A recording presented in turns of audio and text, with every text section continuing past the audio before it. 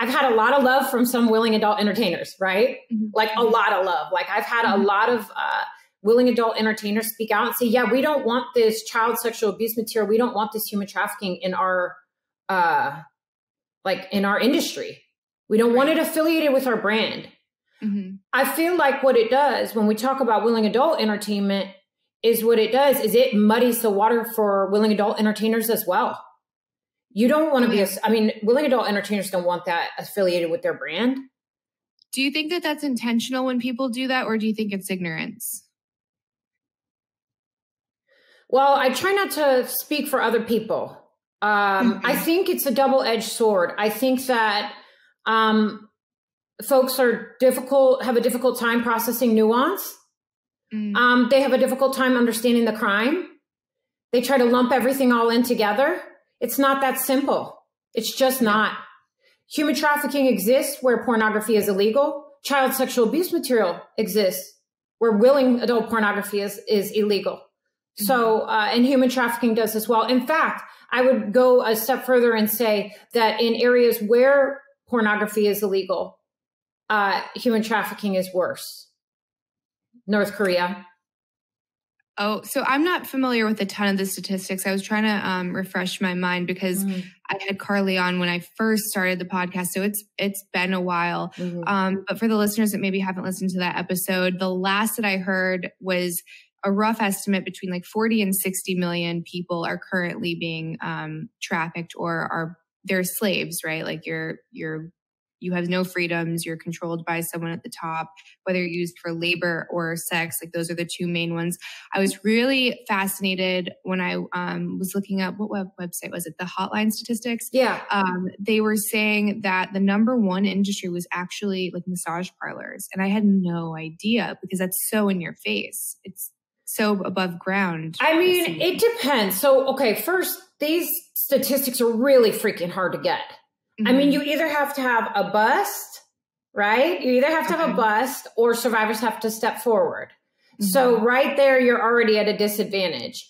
I think that what I've seen globally is that labor trafficking has more victims statistically than sex trafficking. Sex trafficking gets more, more buzz around it because it's more, it seems more egregious, or it is. I mean, it is. I mean, especially when you're dealing with children, but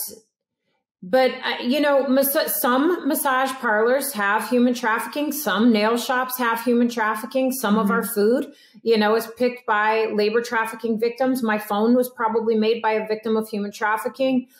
So it's a lot of places we're not necessarily looking for it, if that makes sense. Yeah. I think when people say those numbers, it's so alarming that you think that they're inflated, or you think that one of the more frustrating things that I saw on Twitter when everything was starting to get highlighted was everyone was associating this with QAnon. And I was like, it's not the same. Like one is very real and one, again, is this embellished version that just wanted to get attention. I don't really try to go into that hole too much, but for some reason they got linked up and then it became a political issue. And it's like, well, it's not that bad, or these numbers are inflated, or people like you don't exist, or the Jeffrey Epstein thing went, under the radar for so long, and people were trying to come out earlier, and they're like, there's no way, he's so elite, he's a high profile figure. But it's happening right in front of you. So I guess, can we get into your story a little bit or not? I'm not familiar with it. Yeah, for sure. Just to backtrack a little bit, I was really focused on speaking out against QAnon. I just didn't find it very helpful. I found myself on the receiving end of some of their attacks because I wasn't willing to toe the line.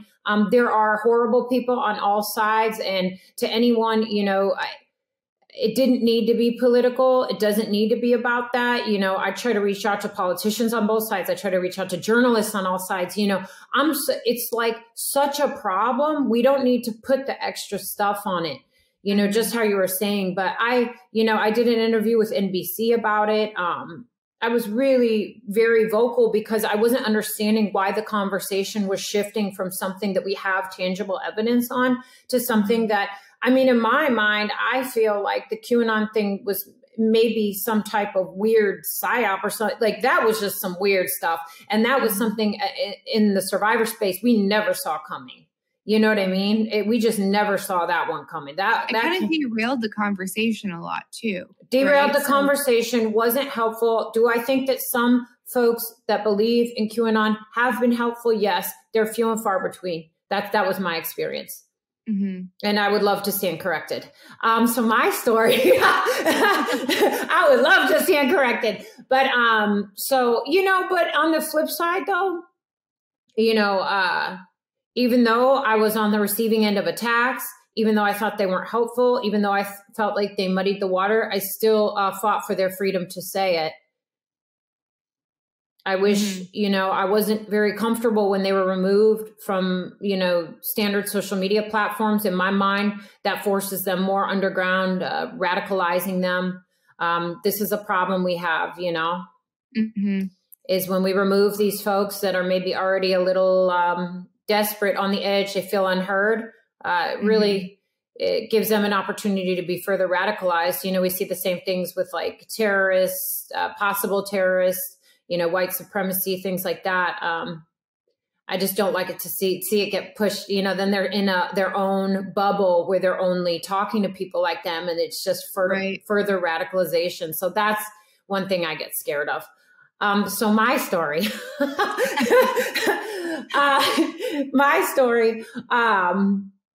girl, I'm going to get you banned off YouTube. I'm bringing up all the horrible words like, oh. I've had some pretty outrageous people. I think we'll be good. I watched some of your podcasts over the weekend. You have some great guests. I loved it. Actually, I love just really good topics. It was really fun just to hear the different topics. It was good. I was really excited about it. So my story, I was homeschooled. So I was homeschooled, and I was groomed at age 15. I went to a concert, the Vans Warped Tour in Chicago, and I had a driver's permit. So I went, you know, I had a driver's permit, thought I was cool, went to the Vans Warped Tour and met a photographer there. And the photographer spent 2 years grooming me. I don't know where 5 came from. 15 was probably in my head, but yeah, 2 years grooming me. I actually went to Los Angeles to do a photo shoot with the photographer. And so everything sort of seemed pretty legit. I moved to Los Angeles before I turned 18, and just barely, because I graduated early because I was homeschooled. And with a few days of being there, you know, I was promised the world, you know, I was promised I was going to be a star. And my naivete really, really didn't work in my favor in this case. And I was sex trafficked right away. I was, you know, it started with a couple beers, went to drugs. I was trying to fit in, be cool. I wanted to impress everybody, show everybody, you know, that I was cool, that I could fit in. And once I was on the drugs, then I was sold. Whoa. Okay. So the concept of selling a human, to me, like, I can't even begin to break that down. Yeah. And I'm sure probably a lot of listeners can't either. It just seems like it only exists in movies. So how do you sell a person? Like when we're talking about your story, like how were you sold? Like how does that transaction happen? Well, I wasn't necessarily consulted. Right. But, you know, I try to tell folks, and this is one thing I definitely had a difficult time once I became an advocate, just sort of unpacking a lot of why it happens. You know, in that time, I was not seen as a human being. I was solely seen as an object. It would be the equivalent if I said to you, hey, girl, you want to buy this microphone? You know, it was sold like a product. So, you know, I try not to, you know, these are folks that don't see humans as humans. They see them as, you know, along the lines of, you know, illegal drugs, illegal guns, illegal oil. seen the same way. It's solely just, for that, and as far as abusers go, I definitely look at them as folks that are not dealing within the same framework of reality that we are, So, and it's not like this is anything new, unfortunately, slavery, forced labor, non-consensual sex. These are things we've dealt with for a very long time. Right. And same with child marriage. Child marriage isn't illegal everywhere. So I'm really grateful that I got out.